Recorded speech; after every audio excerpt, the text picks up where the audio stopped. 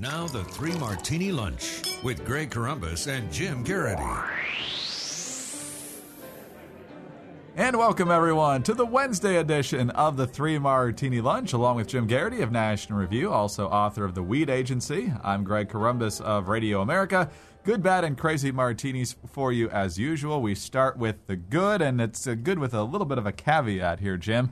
There are rumors going around, and whether they end up being true or not, we'll see in the coming hours and days, I guess. But Senator John Walsh of Montana, he was the guy that was appointed to replace Max Baucus, who was named ambassador to China. He's getting pounded by Congressman Steve Daines in the polls in the race for the full 6-year term. It did not help at all when it was determined that he probably plagiarized his master's thesis at the Army War College back in 2007 when he was at the crisp young age of 46. And now it appears that he's canceling a series of upcoming events amid buzz that he'll drop his campaign. This according to The Hill. He's been struggling mightily. We talked yesterday about the odds Nate Silver is giving the Republicans to pick up this seat. And right now it looks like the Democrats are either going with a former leader of NARAL or a state senator who would obviously be a huge underdog as well. So however this turns out, it looks like it's real good news for Republicans. Yeah, by the way, I should point out that, NARAL, it just screams Montana, right? Right. So a couple of thoughts to unpack here. The first is there have been a lot of plagiarism wars of people, pointing and saying, aha, we've caught this person in plagiarism. And sometimes it looks like it's the real deal. And then sometimes you take something that's just kind of cliche or kind of a common phrase. We all remember where we were on 9/11 or something like that. Well, lots of people have written that sentence. Just because you find it in one place and then another doesn't mean it was plagiarism. In the case of the War College final thesis, that was pretty solid stuff. I mean, this was not, coincidental phrasing or two. This was pretty much 6 whole proposals and all that stuff. Walsh exacerbated it by basically saying it was because of post-traumatic stress disorder, which, as a guy who served his country, we want to make sure he gets the care he needs and all that. But the idea of, years earlier I'd seen something traumatic and that caused me to commit plagiarism, that doesn't really fly as an excuse. It really seems to be kind of a cheap excuse there to try to justify it. And then, of course, you just kind of see this was not a great opportunity for Democrats anyway. My suspicion is they will end up substituting him with Frank Lautenberg, the New Jersey Democrat who came in during the Torricelli maneuver back in 2002. Now, I would point out, some may say Frank Lautenberg is dead, and that means he cannot qualify. But I seem to remember Carnahan winning a race as a after he had passed away. So why wouldn't that work for the Montana? I just figured somewhere the DSCC. There's a, in case of emergency, break glass type case, and they just put out Frank Lautenberg as their de facto candidate. What makes this the good martini is not so much that Walsh did, it's certainly not that Walsh did this, certainly not that Walsh is potentially leaving the race. It's more that, Biden did the same thing with a speech by a Labor Party member, Neil Kinnock, and everybody just kind of shrugged their shoulders and said, that's just Joe Biden being Joe Biden. And I don't know if necessarily this is something where, John Walsh needs to be flogged in the public square or but there should be some sort of consequence for this sort of thing. And it sounded like the War College was investigating and contemplating some sort of serious response to it. In this case, it's just that there is some sort of consequence to what Walsh did. And it's, kind of strange that he just wouldn't attribute what he had said earlier. There are a lot of cases where we see scandals and, life just seems to go on. Everybody kind of is like 1 or 2 days of outrage and then, the politician can just wait out the storm. So it's good to see there appears there's going to be a consequence here. We will talk more about politicians and their shameless ways in the third martini. So stay tuned. Exactly. On to the bad martini now, and we go down to the state of Florida. The Democrats keep telling us that all is well with Obamacare. We got the numbers that they wanted to see with the total signups, even though those numbers are a little misleading. Everyone's going to be happy with it in the long term. Apparently, everyone does not include healthcare patients in the state of Florida. This is a reporter named Jason Lanning of Bay News 9, I believe, in the Tampa area. State insurance officials say 14 companies will be selling insurance to Floridians through healthcare.gov in 2015. 11 of them are returning providers, and of those, 8 are posting rates ranging from 11 to 23%. The companies with the biggest rate increases are some of the most popular here in Florida. Florida Blue will raise its Affordable Care Act insurance rates by 17.6% next year. Humana is asking for a rate increase of 14.1%. And Health First Insurance is asking for the biggest rate hike, 23%.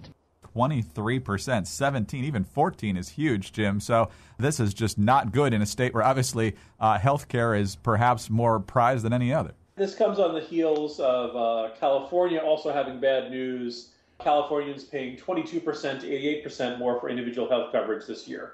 Look, this is not something unbelievably shocking to a whole bunch of us. The mix of old and young was not quite what they were hoping for there.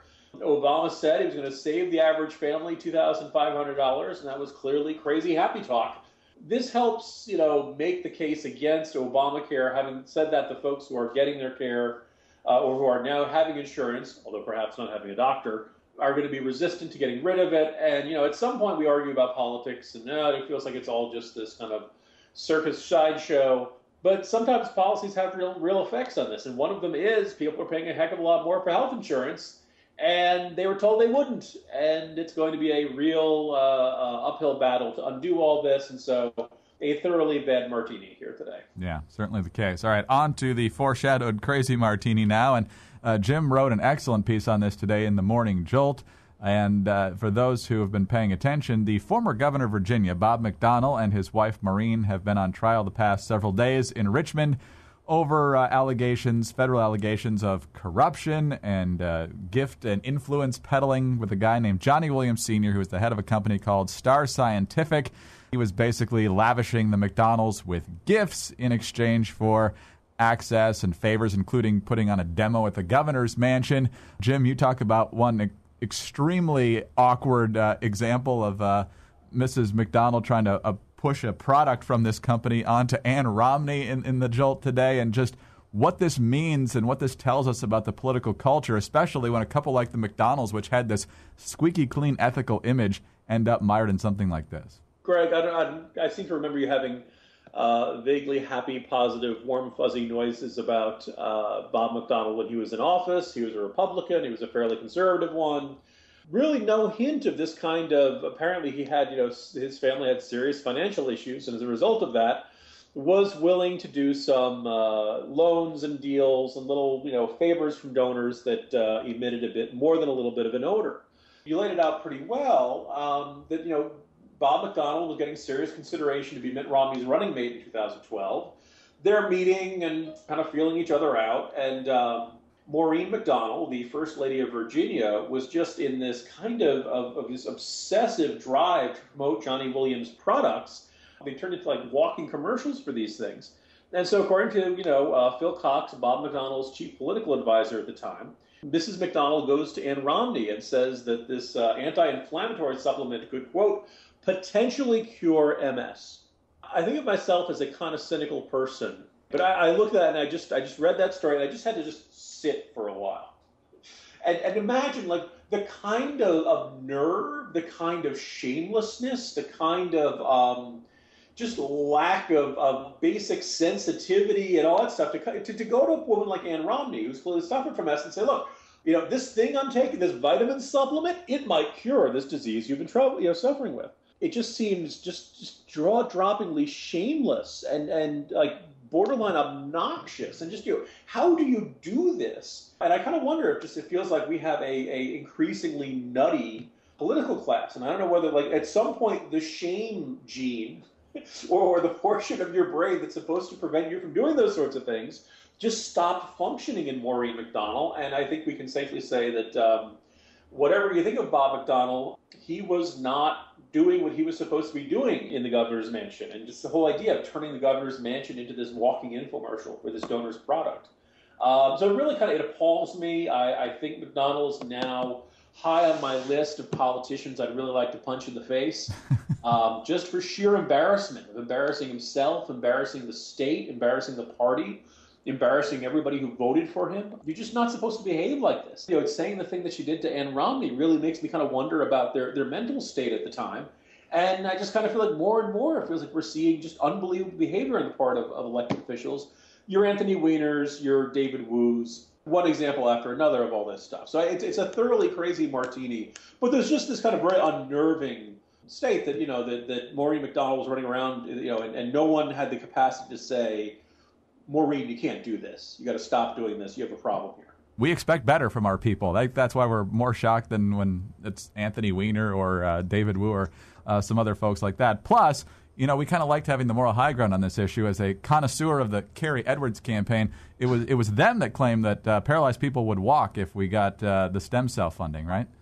Yeah, it's a good point. That is a very good point. Like the idea of, for a long time, there was an argument that media bias actually benefits Republicans, because knowing that the media is going to jump all over everything you do means that Republicans weed out their riffraff. If you have a serious problem, you can't represent the party because that problem is going to come out. And then perhaps Democrats, thinking that the media will cover for those guys, don't weed out their riffraff quite as well as we do. I think you look at McDonnell and it indicates, having had no clue of this kind of stuff going on when he was in office, this kind of unnerving sense that somebody can really fool you and have very serious problems going on in their lives and be behaving in a way that's completely contrary to their public image at that time. And, you never really know an elected official, Greg.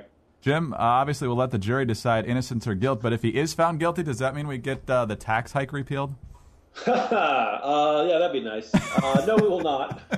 And then kind of the other observation there is that, by the way, I would point out that this whole trial is not about being shameless and kind of ludicrous in your promotion of this donor's products. It's more about being able to prove a quid pro quo, that there was some sort of state action taken on behalf of the Virginia state governments did at the order or request of McDonnell to benefit Johnny Williams' company. And people have said that, look, the prosecutor is going to have a much tougher time proving that than the straight up, isn't this all kind of icky and shameless and crass and tacky and all that stuff. So my suspicion is there's a part of me would not be the least bit surprised if the McDonald's get acquitted on all these charges.